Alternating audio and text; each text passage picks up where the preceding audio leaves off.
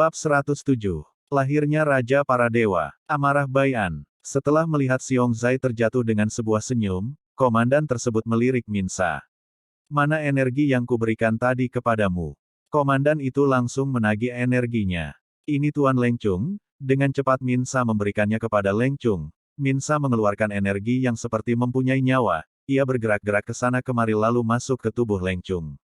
Aku yakin binatang spiritual itu tersenyum karena sebelum mati ia mengirim pesan kepada teman atau pemimpinnya.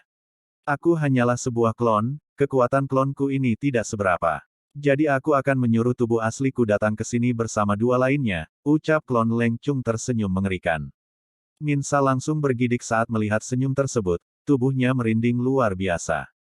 Minsa juga tahu alasan ia diberikan energi hitam tadi, itu karena klon Leng Chung tidak mampu membunuh Xiong Zai atau membuatnya sekarat, tapi klon Leng Chung tidak bisa mati. Walaupun kepalanya terpenggal sekalipun, kecuali jiwanya yang dihancurkan, maka klon Leng Chung akan ikut hancur. Suruh anggotamu membawa para iblis pengkhianat tersebut, mereka adalah keturunan Mo pengkhianat, jadi siksa mereka, jangan biarkan mati dengan mudah.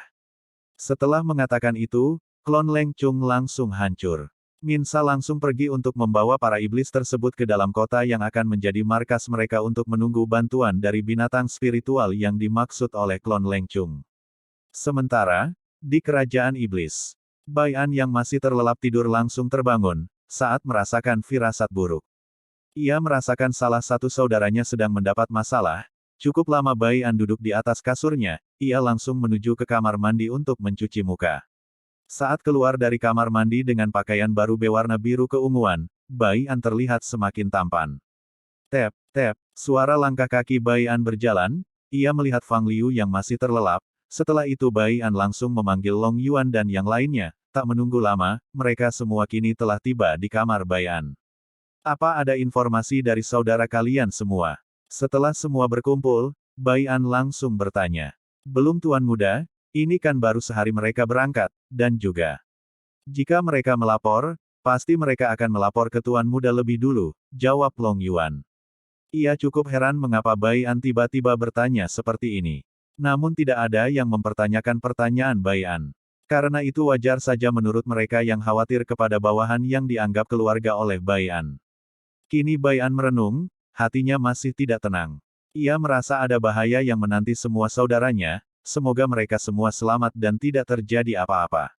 Gumam Bai An. Long Yuan semakin berkerut saat mendengar Bai An bergumam. Memang apa yang terjadi? Guru. Memang apa yang terjadi? Aner. Memang apa yang terjadi? Tuan Muda. Secara serempak, Bai Luan, Chen Tian, Long Yuan, Hei Long, Feng Huang, Shen Linlin dan Yun Si bertanya. Bai An ingin menjawab, namun ia langsung diam. Tuan Muda, ini mungkin terakhir kita bertemu, setelah pesan suara ini putus. Berarti aku sudah mati, jangan bersedih atau mencari aku untuk membalas dendam. Namun carilah para iblis yang ditahan oleh mereka, aku sempat melihat mereka disiksa sebelum kematianku. Bebaskan mereka semua, salam untuk para saudaraku, aku menyayangi mereka semua seperti kakak dan adik. Satu hal lagi, mereka sangat pintar dalam menjebak seseorang dan ada satu orang yang menurutku harus diwaspadai. Ia mempunyai energi yang berwarna hitam. Setelah mendengar pesan suara dari Xiong Zai, duar, beriringan dengan aura Bai An yang keluar, membuat kamar tersebut langsung hancur. Muka Bai An kini merah padam, ia tidak pernah semarah ini. Semua orang yang berada di dekat Bai An langsung terlempar cukup jauh, untung saat mereka terlempar, tekanan yang mereka rasakan berkurang sedikit, sehingga Long Yuan mampu melawan tekanan tersebut untuk melindungi. Semua orang, Long Yuan yang kini melihat Bai An semarah ini, berusaha melawan tekanan dari Bai An dan melindungi yang lainnya.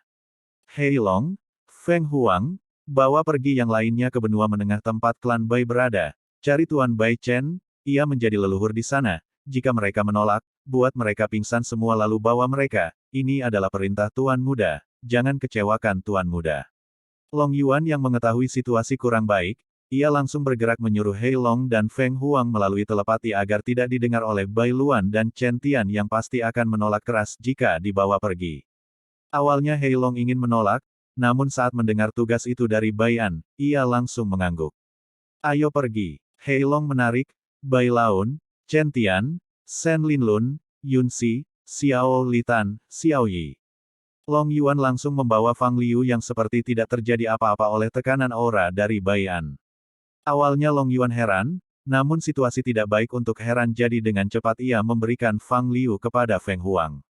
Aku tidak mau pergi, teriak Chen Tian dan Bai Luan bersamaan dengan marah saat dibawa paksa pergi. Mereka ingin menyadarkan Bai An, namun Hei Long langsung bergerak cepat membuat keduanya pingsan. Shen Linlin ingin mengamuk juga, saat ia melihat Bai Luan dibuat pingsan. Namun Feng Huang langsung menepuk leher Shen Linlin hingga pingsan. Ayo pergi, jika kalian melawan juga. Maka kami tidak akan segan melumpuhkan kalian, ancam Hei Long kepada Xiao Litan, Xiao Yi dan Yun Si yang terlihat ingin memberontak. Mereka bertiga langsung diam, saat mendengar ancaman Hei Long. Feng Huang bergerak lebih dulu sambil membawa Fang Liu yang berada di pundaknya, lalu diikuti Hei Long membawa semua orang melayang menggunakan energinya yang cukup besar.